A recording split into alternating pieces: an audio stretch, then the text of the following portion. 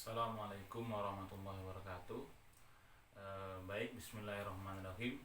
Mari kita mulai pertemuan kedua tentang usul fikih kelas Madin dan ekstensi semester 4 ya. Sebelum kita mulai materi perkuliahan ini, perlu saya sampaikan kepada teman-teman mahasiswa bahwasanya sistem pengabsenan, sistem daftar hadir di mata kuliah usul fikih ini harus berpendapat, berkomentar nggih. Jadi bisa dengan cara menanggapi materi yang disampaikan, bisa dengan cara bertanya tentang materi yang disampaikan, bisa dengan menyanggah materi yang disampaikan, atau bisa dengan menjawab diskusi dengan temannya. Artinya ketika ada teman yang bertanya, teman-teman yang lain boleh menjawab. Itu baru dianggap hadir. Sehingga bagi yang hanya mengisi saya hadir Pak, Muhammad Faruk hadir, maka itu dianggap tidak hadir. Jadi untuk sistem absen mata kuliah ini harus proaktif ya. Jadi tidak bisa hanya dengan menuliskan nama itu dianggap hadir, tidak, sehingga di pertemuan pertama kemarin dari 45 ya yang komentar, ini yang dianggap hadir itu hanya sekitar 25, karena yang lain hanya menuliskan nama, kelas tanpa ada komentar sedikit pun. Sehingga perlu difahami sebelum kita mulai, monggo teman-teman nanti harus aktif, harus proaktif dalam menuangkan komentarnya. Baik, bismillahirrahmanirrahim. Dalam pertemuan kedua ini saya akan mencoba menguraikan sedikit pembahasan tentang beberapa problem yang ditanyakan oleh teman-teman kemarin. Termasuknya adalah manfaat yang sempat menjadi pembahasan, buat apa belajar usul fikih di era sekarang. Padahal karena ada ulama yang mengatakan usul fikih itu adalah ilmu yang wajib difahami oleh para mustahid, para orang yang ingin beristihad. Sedangkan istihad itu sudah tidak mungkin di era sekarang. Terus apa fungsi belajar usul fikih? Nah, ini yang mau kita bahas, dan juga beberapa pertanyaan yang lainnya. Pertama yakni saya coba ini ambilkan keterangan dari kitab Mudzakarah Usul Fikih karangannya Syekh Muhammad Amin Syinqiti. Beliau ulama terkenal tentang usul fikihnya. Membahas tentang apakah benar istihad ini sudah tertutup. Istihad di zaman sekarang sudah benar-benar tertutup. Tidak mungkin lagi muncul seorang mustahid. Nah, ini bagaimana? Menarik kita lihat di kitab beliau menjelaskan hukumul istihadi fardu kifayah. Ya, hukum istihad itulah fardu kifayah. Wal aslu fihi qaulu ta'ala wa Dawudu wa Sulaimana. Wa Dawuda wa Sulaimana idh yahkumani fil harsi idh nafasat fihi ghanamul qaum wa kunna lihukmihim syahidina fafahamnaha Sulaimana wa kulan ataina hukma wa ilma. Wa qalu idza istahada al-hakim fa asaba falau ajrani al-haditsa. Wa qauluhun nabi wa qaulun nabi limu'at alhamdulillahilladzi wafaqa rasulullahi lima yarda rasulullah hina qala lin nabi innahu yastahidu haitsu la kitab wala sunnata. Sehingga dari sini ya, dari beberapa dalil ini ulama memang terjadi khilaf. Ada yang mengatakan pintu istihad itu sudah tertutup.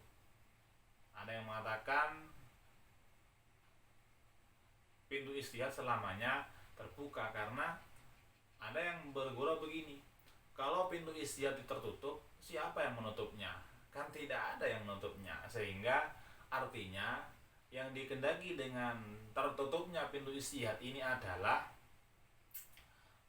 sudah tidak mungkin gitu loh, sudah tidak mungkin muncul seorang ulama yang berkapasitas mustahid mutlak, yakni seperti halnya Imam Syafi'i, Abu Hanifah, Imam Malik dan Imam Hambali. Sehingga oleh karena tidak memungkinkan muncul sosok yang alim seperti beliau berempat, maka ada pendapat yang mengatakan pintu istihad sudah tertutup begitu. Namun ulama yang lain tidak demikian, berbeda pandangan. Sehingga termasuk yang mengatakannya adalah Syekh Amin Asy-Shinqiti. Beliau mengatakan babul istihadi maftuhun daiman. Pintu istihad terbuka selamanya. Nah, kenapa? Karena la yajuzu khuluwuz zaman min mustahidin qa'iman lillah bihujjatihi yubayyinu linnasi ma nazala ilaihim. Karena beliau berpendapat dari paparan hadis dari Al-Quran di atas bisa difahami bahwasanya tidak mungkin ada suatu masa, suatu zaman yang sepi dari mustahid. Artinya pasti di setiap masa itu ada yang namanya mustahid. Qa'imin lillah bihujjatihi yubayinu linnasi ma nazala ilaihim. Karena zaman terus berkembang, problematika terus berkembang, banyak hal baru yang perlu dijawab, banyak hal baru yang perlu dibidik oleh syariat, sehingga menjadi suatu keharusan munculnya seorang mustahid, seorang penggali hukum, seorang pemfatwa hukum di setiap zamannya. Sehingga beliau berpendapat dari sinilah tidak mungkin yang namanya pintu istihad itu tertutup. Karena bagaimana ketika zaman berkembang, permasalahan terus muncul, ini siapa yang nanti akan menjawabnya kalau bukan orang yang ahli beristihad, ahli mentadbikkan mencari hukum dari sebuah kasus yang baru dengan menggunakan alatul istimbat, menggunakan kaidah-kaidah usul yang dia cocokkan kepada dalil-dalil syar'inya, sehingga mampu menyetuskan fatwa terhadap hukum-hukum yang baru atau terhadap problematika yang baru terjadi. Ya, ini memang ada hilaf ya, hilafan liman qala biiklaqi babil istihad. Jadi memang ada yang berpendapat pintu istihad itu sudah tertutup. Tapi yang jelas yang kuat, kaul yang kuat, pendapat yang kuat mengatakan pintu istihad ini tidak akan tertutup ya. Beliau juga menambahkan wa yadulul qaul al-haq qaulu fiha, mendukung tentang pendapat yang mengatakan pintu istihad tetap terbuka, yakni dauhnya Rasulullah yang berbunyi la tazalu ta'ifatun min ummati dohirina alal haqqi hatta taqumas sa'ah ya. Jadi tidak mungkin atau akan selalu ada ta'ifatun, kelompok dari umatku yang selalu memperjuangkan kebenaran hatta taqumas sa'ah, sampai hari kiamat. Nah, sehingga ini hatta taqumas sa'ah, sehingga sampai hari kiamat ini pasti ada ulama yang akan memperjuangkan kebenaran. Sehingga dari sini, dari hadis ini diambil kefahaman fainau fiha akhbaro fi hadal hadis bistimrari wujudil qaimina bil haq ila intihai dunya. Rasulullah dengan hadis ini beliau berarti secara implisit, secara tersirat beliau menjelaskan bahwasanya pasti adanya seseorang yang selalu berfatwa, selalu mencetuskan terhadap perkembangan hukum, yang perkembangan permasalahan dengan hukum yang benar sampai hari kiamat. Dan ini merupakan beberapa alasan atau dalil bagi ulama yang mengatakan pintu istihad itu tidak tertutup ya. Itu sedikit sekelumit tentang awal dari pembahasan kita. Yang kedua, tentang manfaat belajar usul fikih. Nah, bagaimana, apa fungsi bagi kita kalau kita sudah bukan mustahid, kita kan mukallid ya, hukum sudah jadi, kitab fikih juga sudah banyak. Buat apa kita belajar usul fikih lagi? Nah, menarik ini dijawab siapa namanya, Syekh ya, ulama dari Yaman ya, Abdurrahman bin Abdullah bin Abdul Qadir As-Segaf, dalam kitab Al-Madkhalnya menjelaskan manfaat belajar usul fikih ini memang ada dua macam, yakni satu bagi mustahid. Sebagai apa manfaat dari usul fikih sebagai mustahid? Yakni sebagai media atau sarana untuk istinbatul ahkam, yakni mustahid yang punya kapasitas mencetuskan sebuah hukum, mustahid mutlak dalam kasus ini, dia wajib mempelajari usul fikih karena sebagai media, sebagai sarana untuk istinbatul ahkam, ya itu bagi mustahid. Bagi kita bagaimana? Bagi mukallid, bagi kita, bagi saya, bagi jenengan, bagi adik-adik semuanya, apa manfaat usul fikih? Nah, ini juga dijelaskan dalam kitab Madkhal. Yang pertama adalah bagi mustahid, bagi mukallid, bagi santri, bagi mahasiswa, bagi mukallid, ini ada beberapa manfaat yang bisa dipetik dalam belajar usul fikih. Yakni yang pertama adalah satu, dengan belajar usul fikih kita bisa mengetahui secara gamblang, bisa mengetahui secara jelas dalil yang digunakan oleh imam kita. Ketika kita mazhab Syafi'i, dengan belajar usul fikih kita akan mengetahui dalil yang digunakan oleh Imam Syafi'i dalam istinbatul ahkam. Kenapa Imam Syafi'i berpendapat wajib mengusap sebagian kepala ketika wudhu, sedangkan Imam Malik kalau ada Abu Hanifah mengatakan wajib membasuh semua rambut kepala. Nah, itu kenapa? Itu kita bisa tahu dengan usul fikih itu. Atau contoh yang lain, kenapa Imam Syafi'i mengatakan wudhu itu batal dengan menyentuh perempuan, dengan dalil ala mastumun nisa. Tapi Imam Abu Hanifah mengatakan batal bukan karena menyentuh, tapi batalnya dengan cara bersenggama. Ini kenapa kok Syafi'i berpendapat yang pertama, yakni dengan menyentuh? Ini kenapa? Itu kita bisa mengetahuinya dengan cara memahami usul fikih. Itu yang pertama.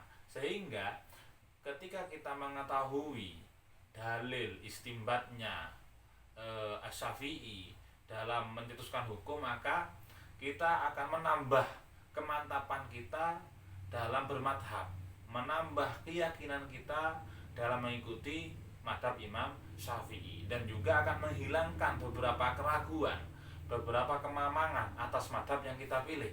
Sehingga ketika kita sudah mantap mengetahui dalilnya, kita akan mudah untuk menerima pendapatnya Imam Syafi'i. Bahkan dengan kita mengetahui dalilnya, mengetahui cara istimbatnya, kita sudah menerima, maka kita akan mampu membela madhab yang kita ikuti dengan dengan dalil usul yang kita pelajari. Apa tuh cara membela ini? Ya, jika ada yang mengkritik, seperti halnya sekarang muncul kelompok Salafi Wahabi ya, yang mengatakan, "Lah kenapa kok harus bermadhab kalau kita mampu kembali kepada Quran dan hadis?" Nah, ini kalau kita tidak bisa usul fikih, tidak bisa kita menjawab kritikannya itu. Nah, ini termasuk beberapa fungsi usul fikih bagi mukallid, bagi kita itu ya. Jadi banyaklah fungsinya. Syekh Wahbah Zuhaili dalam kitab Al-Wajiz halaman 15, Abu Zuhaili itu kan punya dua usul fikih ya. Satu kitab usul fikih, jadi namanya usul fikih, yang 2 jilid, segini itu tebal 2 jilid, terlalu tebal ya. Dan 2 ada ringkasannya, yakni Al-Wajiz. Al-Wajiz itu kan memang namanya kan ringkasan ya. Al-Wajiz karangannya Wahbah Zuhaili yang juga menjelaskan tentang usul fikih. Beliau menjelaskan di Al-Wajiznya manfaat belajar usul fikih juga agar bisa memotret kejadian-kejadian baru yang selalu berkembang dengan berlandaskan pada kaidah-kaidah para imam. Jadi bagi mukallid, bagi kita pengkaji hukum ini, mempelajari usul fikih ini juga berfungsi ya, selain membela mazhab tadi itu, jika kita juga akan mampu memotret atau membidik kejadian-kejadian baru, bagaimana hukumnya ini. Nah, contoh mungkin yang sekarang lagi viral ya, Jumatan online. Nah, ini bagaimana, sah apa tidak Jumatan online ini? Atau meliburkan Jumatan gara-gara pandemi corona COVID-19, bisa ndak ini, boleh ndak ini? Apakah corona ini bisa kita samakan dengan taun? Nah, ini bisa ndak? Nah, ini memotret kejadian-kejadian ini dengan berpihak atau berpijak pada kaidah-kaidah imam, ini akan mampu diterapkan kalau kita memang sudah paham usul fikih gitu. Atau juga dipotret disamakan dengan fatwa-fatwa imam yang dulu gitu ya, yang ada kemiripan, dan juga bisa menimbang dari beberapa ketika ada khilaf ulama, kira-kira mana yang relevan dimunculkan di zaman sekarang. Nah, itu juga bisa kita lalui dengan ilmu usul fikih. Dan ini memotret hal-hal yang baru ini, membidik hal-hal baru dengan tetap mengiaskan atau mengilhakkan pada kejadian-kejadian yang lama, pada kaidah-kaidah imam, pada fatwa-fatwa mufti tempo dulu. Ini yang sekarang diterapkan oleh aktivis Basul Masail, entah itu Basul Masail di pesantren atau di PWNU atau di PBNU. Walaupun mereka tidak bisa menamakannya dengan kias, tapi mereka menyebutnya dengan ilhaq, yakni menyamakan kejadian-kejadian yang baru dengan beberapa kejadian-kejadian yang lama yang ada kemiripan. Nah, terus bagaimana kita untuk memiripkan ini? Nah, ini akan mampu kita tempuh dengan usul fikih begitu ya. Itu beberapa mukadimah ya, tentang yang masih berkaitan dengan beberapa pertanyaan yang disampaikan oleh teman-teman kemarin. Berikutnya adalah seperti yang saya jelaskan, sebelum kita memulai materi, kita akan mencoba untuk menjawab beberapa pertanyaan yang muncul atau yang ditanyakan di pertemuan yang pertama. Yang pertama, pertanyaan muncul dari mahasiswa Ahmad Rifai ya. Bertanya, kesalahpahaman apa Pak yang timbul ketika tidak mampu memahami usul fikih? Nah, ini kalau kita tengok video kemarin, saya menjelaskan termasuk pentingnya usul fikih ini bagi orang yang ingin memahami Al-Quran. Selain yang awal tadi, juga bagi orang yang ingin memahami Al-Quran secara benar, sehingga ketika orang tidak paham usul fikih, tidak paham kaidah-kaidah usul fikih yang di situ melibatkan ulumul Quran, ulumul hadis dan yang lainnya, kok dia mencoba memaknai Al-Quran, maka ini akan terjadi kesalahan yang fatal. Yakni mereka akan terjerumus pada pemahaman Al-Quran sekehendak dirinya sendiri, saenake dhewe. Nah, sehingga ketika dia sudah memahami Quran dengan sekehendak dirinya, ini yang fatal ini. Karena ada Nabi bersabda, man fassal Quran nabi ra'i falyatabawa maq'adahu minan nar. Barang siapa yang mencoba memaknai, menggali, menafsir Quran dengan murni kehendak akalnya, maka neraka menjadi tempat kembalinya kelak begitu. Itu yang dikehendaki dengan kesalahan yang fatal. Walaupun ini sudah dijawab oleh Ahmad Farouk ya, terima kasih saya ucapkan. Yang kedua adalah pertanyaan dari Khairul Razikin. Beliau bertanya, beliau ulama, sebelum Mujtahid Syafi'i muncul, usul fikih sudah mendarah daging ya. Jadi seperti kami jelaskan kemarin, usul fikih ini kan munculnya di era Syafi'i ya, pembukuannya. Sehingga bagaimana ulama sebelumnya? Nah, kami menjelaskan ulama sebelumnya itu memang tidak butuh usul fikih, tidak butuh belajar, karena memang beliau sudah mendarah daging, sudah menguasai usul fikih walaupun belum ada usul fikih. Nah, pertanyaannya Lantas bagaimana beliau semuanya? Apakah yang ada pada diri beliau, usul fikih yang ada di diri beliau itu diamalkan pribadi ataukah diajarkan? Nah, ini ya. Apakah diajarkan? Ini ya. Melihat saya jawab ya, melihat keterangan dalam Al-Madkhal bahwa Imam Ahmad bin Hambal mengatakan, ini ya, ini saya ambil dari kitab Al-Madkhal ini ya. Ahmad bin Hambal berkata, jika tidak ada Imam Syafi'i, kita tidak akan mengerti tentang apa yang dimaksud dari am dan khos. Ini jawaban apa? Ini komentar dari Ahmad bin Hambal. Jadi jika tidak ada Syafi'i, kita tidak akan mengerti tentang apa yang namanya am dan khos. Artinya, memang belum ada pembelajaran secara khusus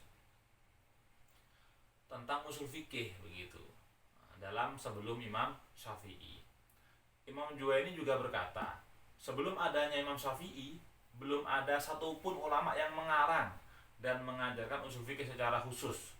Berarti memang dari penjelasan dua imam ini ya, dari Imam Ahmad bin Hambal dan juga Imam Juwaini, berarti memang belum pernah ada pembelajaran secara khusus tentang usul fikih sebelum era Imam Syafi'i. Walaupun kalau kita mau tengok kembali kemarin saya jelaskan ya, usul fikih ini kan sebenarnya kan merupakan sudah ada di beberapa cabang ilmu ya, nanti akan saya jelaskan ya. Ada di ilmu nahwu, ada di ilmu kalam kan begitu, ada di ilmu di ilmu balaghah, di ilmu hadis, di ilmu Quran. Sehingga kan di usul fikih itu kan ada pembahasan al-kalam ya, ada pembahasan nasikh mansukh, itu kan ulumul Quran itu kan, ada pembahasan al-khitab dan yang lainnya. Artinya kalau ulama ini mengajarkan kandungan usul fikih ini iya, karena apa? Sudah ada di ilmu-ilmu yang lain kandungannya. Tapi kalau yang ditanyakan adalah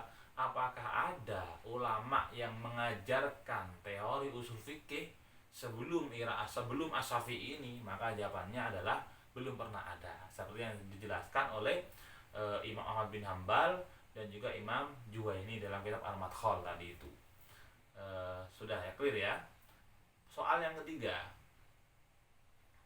dari Rif'ah Kurniawan, sebelum usul fikih dibukukan, bagaimana cara mempelajarinya? Ini mirip ya dengan tadi ya.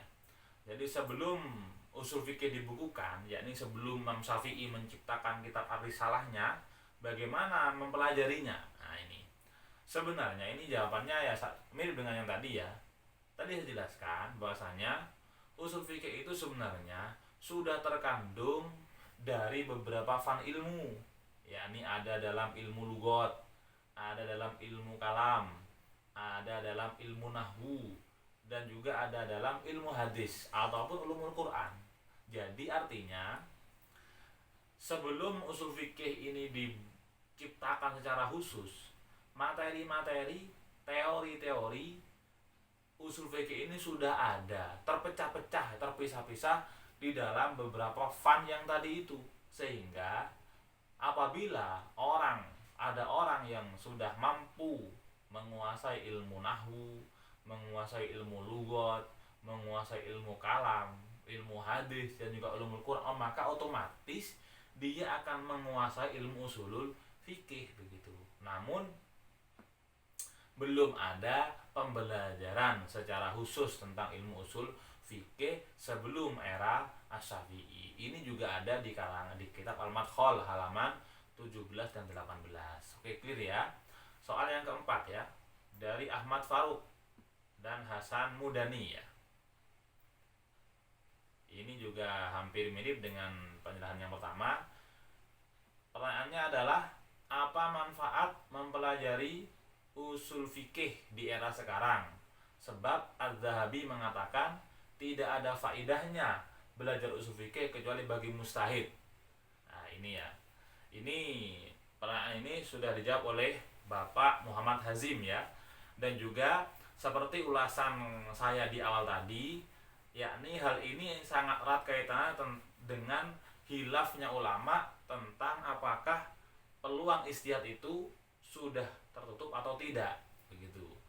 Seperti yang saya jelaskan tadi itu, pendapat yang paling kuat mengatakan masih belum pendapat yang mengatakan artinya apa? Pintu istihad ini yang dimaksud dengan tertutupnya itu adalah memang sulit sekali muncul seorang sosok seperti halnya Imam Syafi'i, Hanafi, Hambali dan Maliki. Namun terkait tertutup tidaknya pintu istihad ini ulama masih debatable begitu ya, sehingga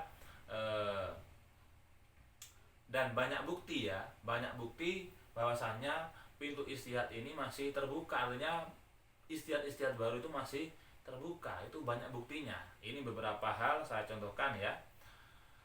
Beberapa bukti tentang masih adanya istihad ini adalah satu, masalah zakat profesi, zakat guru ya, zakat bagi dosen, bagi guru yang tidak punya sawah, tidak punya bisnis, tapi dia sertifikasi guru, sertifikasi dosen. Ini apakah wajib zakat apa tidak? Nah, ini kalau kita cari di teks-teks kitab salaf tidak akan ketemu namanya ya. Mulai dari halaman 1 sampai halaman terakhir itu tidak akan ketemu, dari pojok sampai pojok tidak akan ketemu. Karena memang tidak ada dulu pembahasan zakat dari profesi ini. Kalau profesi itu banyak dulu, seperti halnya dulu tukang cukur kan profesi ya. Tukang cukur ya, tukang sablon itu kan juga profesi. Dan guru atau muallim juga profesi. Bedanya kan kalau sekarang kan ada gaji. Bahkan kalau kita mau jujur, penghasilan dosen sertifikasi atau PNS, guru sertifikasi, kalau dibanding dengan petani jauh. Nah, ini kan bagaimana Islam mewajibkan zakat pada petani, sedangkan guru ini bagaimana? Nah, ini kan kalau memang zakat itu munculnya ruhnya itu adalah penyeimbangan ekonomi, yakni i'taul ghani ilal fakir, yakni agar muncul muasah, agar muncul belas asih dari kelompok kaya kepada kelompok miskin, maka seharusnya kan begitu. Seharusnya kelompok PNS, kelompok sertifikasi ini kan lebih kaya, DPR, MPR itu kan ada gaji bulanan, ini kan lebih kaya daripada petani. Nah, begitu. Bagaimana zakat profesi ini? Nah, ini kan kalau kita tidak meminta fatwa ulama yang sekarang kan tidak bisa ini. Nah, sehingga Yusuf Qaradawi ya, yang terkenal itu ya, dan juga insya Allah kalau tidak ini saya lupa ingat ini. Insya Allah juga Mbah Maimun Zubair. Nah, beliau juga mujaddid ya, beliau. Dan juga beberapa ulama lain berpendapat tentang wajibnya zakat profesi begitu loh. Dan alhamdulillah ini saya cek juga ada di keputusan Muktamar NU tanggal 25 sampai 28 Juli tahun 2002 bertempat di Asrama Haji Pondok Gede Jakarta. Ini juga menjelaskan tentang memutuskan tentang wajibnya zakat bagi profesi begitu. Nah, ini kan mereka ada istihad baru tuh ini ya. Dan masih banyak lagi masalah-masalah baru yang butuh analisa ahli fikih, butuh analisa fuqaha, dan juga butuh kajian, butuh istihad baru dari para pakar fikih ya. Seperti yang saya jelaskan tadi itu, kasus terbaru adalah sholat Jumat virtual. Nah, ini gimana hukumnya? Kita tidak bisa mendiskusikannya kalau tidak paham, tidak mampu tentang usul fikih begitu. Sehingga ulama mengatakan hukum belajar usul fikih ini adalah fardu kifayah gitu ya, fardu kifayah. Lah kalau fardu kifayah berarti kan memang wajib bagi sekelompok orang, artinya harus ada yang belajar usul fikih ini begitu. Nah, hukum fardu kifayah ini disampaikan oleh Syekh Jabir Jubron ya dalam kitab Durusul Fikih Al-Makiyahnya. Syekh Jabir Jubron itu termasuk orang yang alim, gurunya Gusolah ya itu. Ini beberapa hal yang saya sampaikan ya. Sudah, saya kira cukup ya tentang masalah penting tidaknya usul fikih di era sekarang. Berikutnya adalah muncul dari Wahyuni ya.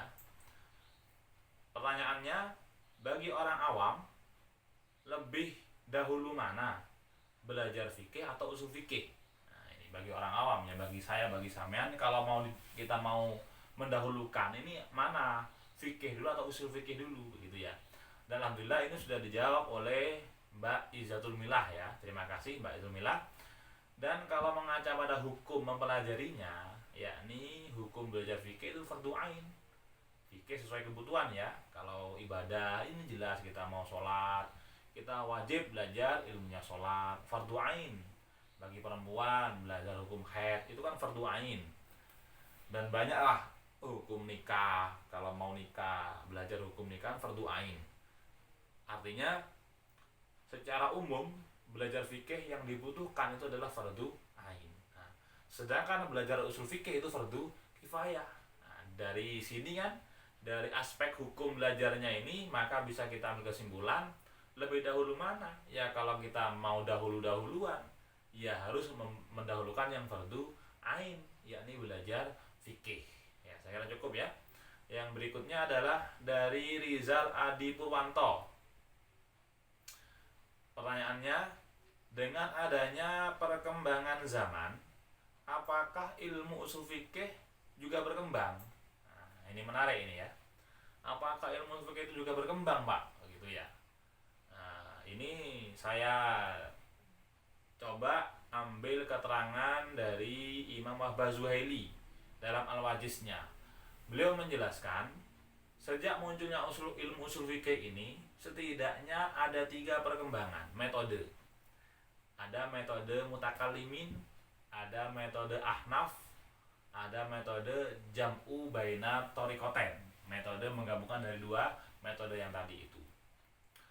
Yang pertama adalah metode thoriqatul mutakallimin, yakni ini merupakan metode jumhur atau metode ulama usul fikih secara mayoritas, yang mana kelompok pertama ini diketuai oleh Imam Muna Asy-Syafi'i. Jadi Imam Syafi'i itu masuk kelompok thariqatul mutakallimin, yakni seperti yang saya jelaskan di awal, cara mudahnya adalah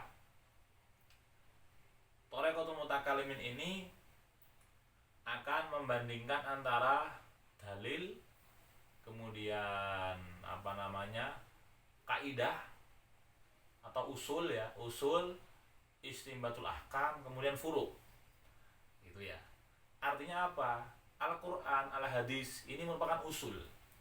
Dari Quran dan hadis ini akan digali istinbatul ahkam sehingga muncul yang namanya hukum atau furu'. Ini thariqatul mutakallimin. Secara mudahnya demikian.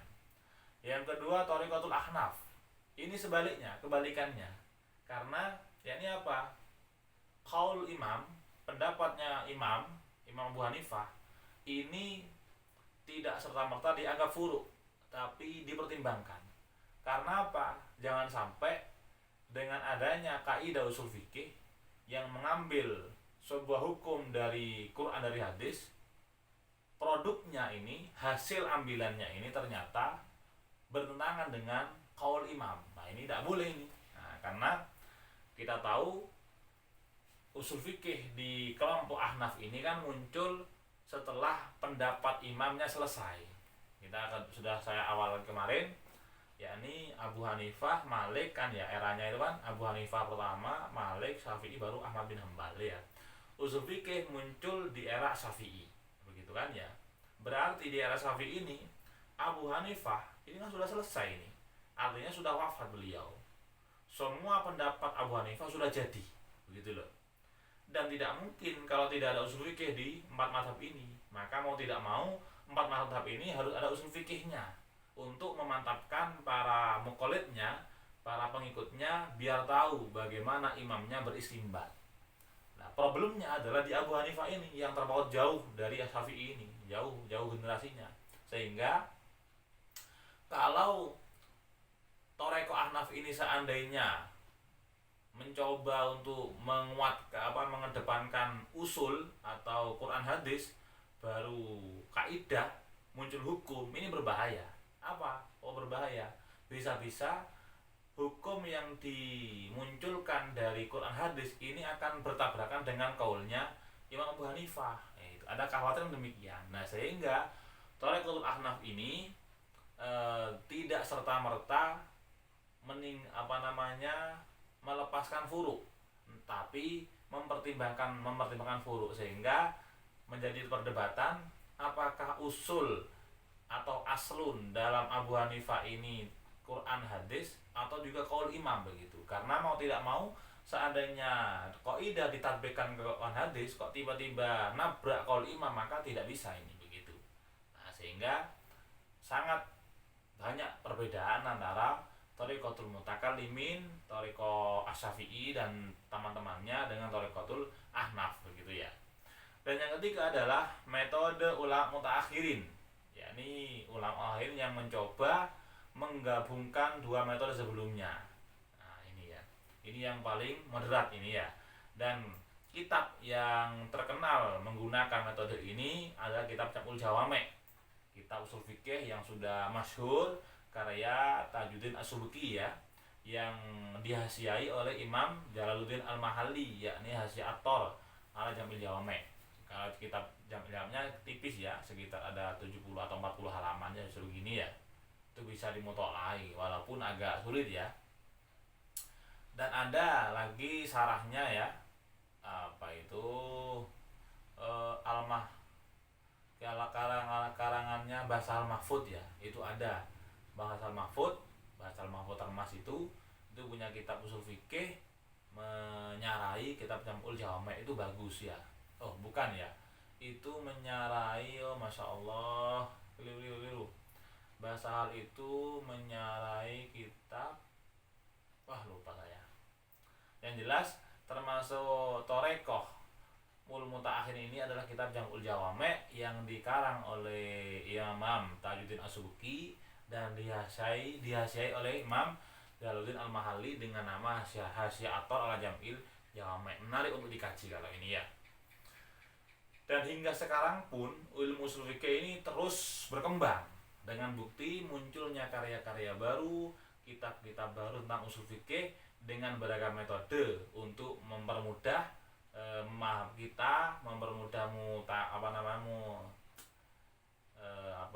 toleb ya, untuk mempermudah toleb agar memahami usul fikih begitu ya. Dan bagus untuk dibaca oleh para pemula adalah kitab Al-Madkhal yang tadi saya jelaskan, saya ambil tiga pembahasannya itu, yakni kitab Al-Madkhal karya Abdurrahman bin Abdullah bin Abdul Qadir As-Segaf ya, Sakof ya. Ini bagus untuk dipelajari bagi pemula. Yang berikutnya adalah pertanyaan yang nomor 7 ya. Banyak ini yang nanya ya, ada 7-8 ini ya. Dari Mbak Lutfiana. Yakni dia Mbak ini bertanya bagaimana sikap kita dalam menghadapi perbedaan hukum yang ada. Dan ini sudah dijawab oleh Imam Khadori ya, yang pada intinya kita itu harus jeli dan cermat dalam memandang setiap perbedaan hukum yang terjadi di sekeliling kita itu. Namun pada prinsipnya orang itu kalau sudah mumpuni di usul fikihnya, jelas dia akan moderat, dia akan lentur, tidak mudah menyalahkan. Itu yang kita alami. Apalagi dia faham di fikih juga begitu, maka akan lebih lentur. Yang jelas satu ya, ketika ada orang yang melakukan hal yang menurut kita salah, kita coba cek siapa pelakunya itu, kan begitu. Kalau pelakunya seorang ustadz, seorang kiai, yakinlah ada kaulnya gitu ya. Jadi seandainya, karena ini pernah kejadian ya, saya dengar dari siapa itu, Kiai Azizi Hazullah ya, Kiai Azizi, tokoh Kiai Lirboyo. Beliau pernah menjelaskan, beliau pernah ketika sholat di masjid di Lirboyo sana, ada seorang kiai yang melakukan sholat sunnah setelah maghrib atau setelah isya itu, yakni setelah rukuk itu langsung sujud, tidak i'tidal. Jadi mari rukuk sujud tanpa i'tidal. Beliau ingkar nih, ini kiai kayak apa? Ini kiai kayak apa ini ya? Tapi di sisi lain, setelah di samping itu ya, itu ada kiai siapa Lirboyo itu, Makhrus Ali Lirboyo. yang tidak ingkar, tidak menyalahkan. Sehingga ya Izizi itu di hatinya bergumam ya, ini mesti ada kaulnya ini. Gak mungkin lah kalau tidak ada kaulnya. Wong yang melakukan itu kiai. Di sampingnya ada kiai siapa tadi itu Makhrus Ali Lirboyo, tidak menyalahkan. Nah kan, kalau itu yang mungkar kan mesti disalahkan. Nah kan begitu ya. Dicek betul ternyata kalau tidak salah dalam kitab Nihatul Zen, tidak salah ya, Nihatul Zen atau Fathul Mu'in itu ada memang kaul yang mengatakan sholat sunnah itu boleh setelah rukuk langsung sujud, tidak harus i'tidal. Lah itu satu contoh kasus ya. Itu yang jelas satu ya. Kalau pelakunya mutasyarri, yakni pelakunya ini seorang ulama, seorang ustadz, seorang pesantren, seorang kiai, dan itu menurut pandangan kita kok salah, maka kita husnudon, pasti ada kaulnya. Tapi kalau pelakunya ini orang awam yang memang dia tidak tahu hukum, yang perlu diingatkan, ya tidak mungkinlah kita membenarkan begitu. Yang jelas kita husnudon, tapi harus ada dasarnya begitu ya. Kayak saya ngelakoni itu anak tidak pernah ngaji, sholatnya apa namanya ilmunya juga tidak ada, kok melakukan hal-hal yang dianggap salah, ya harus diingatkan begitu. Itu cara kita memandang perbedaan di sekitar kita ya. Itu ya cukup ya. Yang berikutnya yang terakhir, yang nomor 8 ini ya. Bagaimana hukum membunuh hewan yang haram untuk dibuat obat herbal ya. Ini sebenarnya bukan tentang usul fikih ya, tapi tentang fikih ya. Tapi tidak apa-apa lah ya. Ini terakhir ini kan ya. Bagaimana hukum membunuh hewan yang haram, artinya tidak halal dimakan. Seperti halnya mungkin tokek begitu ya, atau kata itu ya, dibuat herbal, dibuat obat herbal. Ini bagaimana? Nah, di dalam beberapa kitab fikih dijelaskan, yang jelas satu ya, kita tidak boleh membunuh, menyembelih hewan yang memang tidak halal dimakan, kecuali ada beberapa kejadian atau beberapa keadaan, dalam beberapa keadaan. Satu termasuknya dalam keadaan darurat atau terdesak begitu ya, seperti halnya berobat ya, darurat ya. Namun yang perlu diketahui adalah siapa yang punya kompeten, punya wilayah untuk mengatakan ini adalah darurat kan begitu ya, ahlinya begitu. Ketika dalam hal medis, maka ahlinya adalah dokter, adalah ahli medis.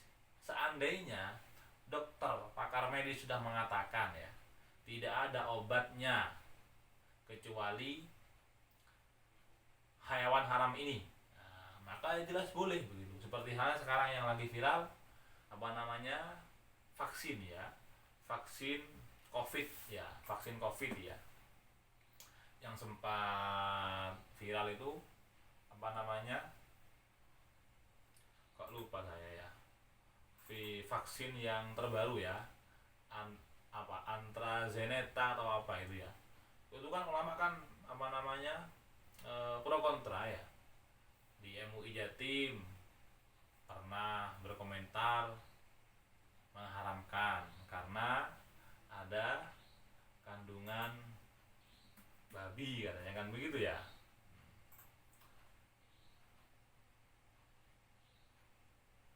Vaksin AstraZeneca ya, yang terakhir itu ya, yang baru baru diluncurkan Senin kemarin ya. Itu ya, itu kan terjadi perdebatan itu kan ya, karena mengandung babi ya. Sehingga banyak ulama yang berkomentar, tokoh-tokoh yang berkomentar, termasuk Yai Ahfuddin Muhajir ya, dari Mahat Ali Situbondo. Beliau berkomentar, seandainya benar ini ada vaksin babinya, ada dalam vaksin ini ada ada nilai babinya, ada sel babinya begitu ya. Ini maka menurut beliau juga tidak apa-apa, karena satu sudah darurat begitu. Dan yang kedua, ini sudah mengalami ihalah, mengalami proses perubahan dari babi, dari sel yang memang awalnya babi berbentuk menjadi sel lain begitu loh. Dan beliau mengiaskan ini dengan konsep ihalah. Di fikih kan ada yang namanya ihalah, ini proses benda yang najis menjadi suci. Walaupun ini masih khilaf, tapi ada yang mengatakan ini bisa terjadi pada babi, sehingga seandainya ini benar begitu ya, mengandung babi, vaksin AstraZeneca ini, maka Yafuddin Muhajir mengatakan masih masih boleh begitu, karena satu darurat, yang kedua ini sudah mengalami ihalah begitu. Juga diungkapkan oleh Ustadz Dr. Abdul Haris ya, Ketua MUI Jember yang terpilih, dia juga mengatakan, ada dicek di YouTube-nya, di wawancaranya itu mengatakan juga ini halal begitu. Nah, ini kan bukti adanya keadaan darurat yang mendesak yang menjadikan hukum haram menjadi halal begitu. Tapi ya ahlinya begitu, sehingga kalau hal medis maka serahkan pada ahli medis begitu, dan yang lainnya. Saya kira cukup ya untuk tentang beberapa pertanyaan yang pada pertemuan kemarin ya. Untuk pertemuan kali ini saya mencoba mengenalkan buku pada kalian ya, karena saya kok kitab itu kok kayaknya agak kesulitan begitu ya. Saya tidak apa-apa, boleh ya, boleh madkhol boleh, atau pakai kitab yang saya serahkan kemarin itu juga boleh, atau pakai ini ya. Ini kitab Durusul Fiqih Al-Makki, karangannya Ahmad Jabir Jubron ya. Ini juga boleh, terserah, bebas ya. Saya tidak mewajibkan sampean beli buku ke saya atau beli kitab, tapi harus punya referensi ya. Boleh ini Wabah Zuhail, tapi ini agak sulit ya, karena ini sudah usul fikih gabungan ya. Nanti untuk dasar bagus al-madkhol ya. Kalau memang nanti al-madkholnya Abdul Qadir tadi, Allah bin Abdul Qadir tadi itu dibutuhkan, nanti akan saya share ya di grup WA ya. Ada bentuk PDF-nya saya itu. Atau ini buku ya. Ini buku bagi yang pemula, memang benar-benar tidak bisa belajar dari kitab, bisa pakai buku ini. Ini buku bagus, pengantar kaidah usul fikih, karangannya Ustadz Khairuddin Habsis ya, dari Ma'had Salafiyah Situbondo, Ma'had Ali Situbondo yang terkenal, Ma'had Ali usul fikih ya. Nah ini baik ya, kita mulai materi yang kedua ini tentang masalah. Nah, saya ambil beberapa masalah. Yang pertama tentang objek pembahasan usul fikih begitu ya. Jadi saya ingin menggambarkan pada adik-adik, pada teman-teman, sebagaimana sih fungsi atau posisi usul fikih ini. Nah, menarik keterangan yang disebutkan oleh Imam Al-Ghazali bahwasanya usul fikih ini ibarat sebuah pohon. Nah, ada pohon ya, ada buah, ada pohon, ada orang yang ingin. Jadi begini, ada pohon berbuah gitu ya. Kita sebagai orang yang ingin memetik buah itu. Nah ini ya, di mana posisi usul fikih begitu ya. Nah, buah itu ibaratnya hukum syar'i. Jadi buahnya adalah hukum syar'i atau furu ya, furu. Terus pohonnya ini adalah dalil-dalil syar'i, ya, sumber-sumber hukum, yakni Quran, hadis, ijma' qiyas, itu yang muttafaq alaih ya, atau yang lain istisab dan yang lainnya. Yang jelas pohon ini adalah sumber hukum, sumbernya buah begitu ya. Jadi kalau di usul fikih, buah ini ibarat hukumnya, pohon ini ibarat Quran dan hadisnya. Terus kita mustahid atau muqallid ya, muqallid ini orang yang ingin mengambil buah itu. Ada pohon berbuah, gimana gimana kita mengambilnya? Kan ada caranya. Ada yang pakai di serampang ya, dilempar dengan batu, bisa dengan ambil tangga, bisa dengan memanjat pohon begitu ya. Caranya itu kan macam-macam, terserah orang kan ya. Nah, terserah, yang penting bisa diambil buahnya itu. Nah, jadi ada pohon, ada buah, ada yang mau mengambil. Pohon ini adalah ibarat Quran hadisnya, buah ini adalah hukumnya ya. Jadi kita ini sebagai pengkaji, orang yang mau ngambil buahnya ini, gimana kita ngambilnya terserah sampean, yang penting bisa diambil buah ini. Lah cara ngambilnya gitu namanya usul fikih begitu loh. Jadi sehingga kalau kita ingin mengambil buah, mengambil hukum dari Quran, mengambil hukum dari hadis, mengambil hukum dari istihsan, dari ijma, dari qiyas, maka harus tahu caranya. ngambilnya itu, biar selamat, biar buahnya ini hukum terambil dengan sesuai. Nah ini caranya, itu namanya usul fikih begitu. Itu kalau gambaran posisi usul fikih secara umum demikian ya. Itu yang pertama. Berikutnya adalah tentang masih tentang tujuan ya, masih mukadimah ya, tentang tujuan mempelajari usul fikih ya. Ini ada tambahan lagi dari kitabnya Bazueli yang lebih tebal, yakni kitab, biar ini sengaja saya masih membahas tujuan dan fungsi mempelajari usul fikih biar termotivasi begitu ya. Pak Bazueli mengatakan setidaknya ada 5 manfaat mempelajari usul fikih. Yakni ada satu aspek kesejarahan ya, aspek tarihiyah. Yakni dengan mempelajari usul fikih, maka kita akan mengetahui secara detail mengenai metode-metode serta sudut pandang para fuqaha dalam menggali hukum. Jadi kita akan mengetahui bagaimana Abu Hanifah caranya istinbatnya, bagaimana Asy-Syafi'i begitu ya. Itu dari aspek kesejarahan gitu ya. Yang kedua dari aspek teori. Maka seperti yang saya jelaskan tadi itu ya, yakni apa? Bagi mustahid, usul fikih ini merupakan bekal untuk menjadikan dia mampu istinbatul ahkam. Itu bagi mustahid. Tapi bagi muqallid, bagi kita ya, usul fikih dapat memberikan pengetahuan tentang tata cara para mustahid ya. Tadi sudah jelaskan ya. Dalam mengambil sebuah hukum, dengan begitu dengan kita sudah mengetahui cara mustahid mengambil hukum, maka kita sudah tidak bisa dinamakan taklid buta gitu ya. Melainkan naik satu tingkat berstatus muttabi, bukan taklid buta ya. Jadi ketika kita sudah mengetahui bagaimana istinbatul ahkamnya Asy-Syafi'i dalam hal ini, dalam hal itu, maka kita sudah bukan kategori taklid buta, tapi naik satu tingkat menjadi muttabi, yaitu seorang yang bermadhab tidak semata-mata hanya bertaklid, tetapi juga sedikit banyak mengetahui prosedur istinbat hukum madhab yang diikutinya. Jadi sudah naik tingkat menjadi muttabi, bukan taklid buta gitu. Itu ya dari aspek teori ya. Yang ketiga, aspek kepentingan beristihad gitu ya. Dalam hal ini, penguasaan terhadap awal usul fikih yang tidak tentu yang baik, maka akan membuka cakrawala berpikir yang fleksibel, elastis, tidak kaku dan tidak jumud. Nah ini ya, jadi kalau kita sudah memahami usul fikih, maka kita itu akan elastis, fleksibel, tidak jumud.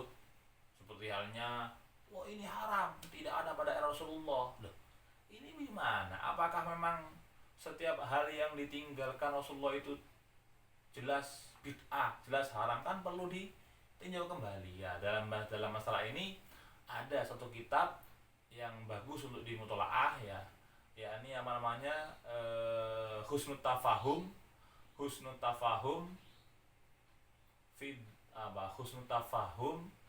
li mas'alati tarki ya, atau Husnul Tafahum fid darki fi mas'alati tarki, karangannya Syekh Said Al-Ghumari kalau ada salah itu ya. Itu bagus, itu bagus, yang menjelaskan tentang apakah setiap hal yang ditinggalkan Nabi itu pasti bid'ah. Nah, ini kan kalau tidak paham usul fikih kan jumud pemikirannya. Nah, kalau NU kan tidak, ya tidak. Memang kita harus paham usul fikih biar tidak jumud, biar tidak kabeh haram gitu loh. Yang kedua, yang berikutnya adalah aktualita problematika kehidupan yang semakin komplit dan kompleks, mengharuskan seorang faqih fi zamanihi, seorang yang pakar fikih di zamannya, untuk dapat memberikan solusi hukum yang maslahat. Nah ini hanya bisa dicapai dengan usul fikih begitu ya. Bahkan usul fikih sejatinya merupakan anak kunci untuk membuka pintu istihad ya, yang pada saat ini distigmakan terkunci rapat pasca imam madzhab begitu ya. Artinya usul fikih ini dibutuhkan di dalam istihad fi tarjihil aqwal wa takhrijil ahkam. Artinya begini, kita setuju kalau mazhab itu sudah cuma ada 4, tidak perlulah kita membuka mazhab yang kelima. Tapi dalam tarjihul aqwal, dalam istakhrijul ahkam, ini kan butuh faqih fi zamanihi, butuh orang yang memang benar-benar mampu mengolah data dari usul fikih, dari kaidah-kaidahnya, diimplementasikan kepada kejadian-kejadian yang baru, begitu ya.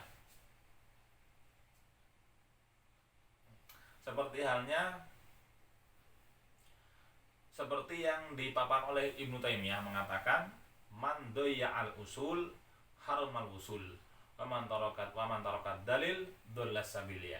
Barang siapa yang menyanyikan usul maka terhalanglah untuk sampai ke tujuan, ya. Man doya'al usul harumal usul.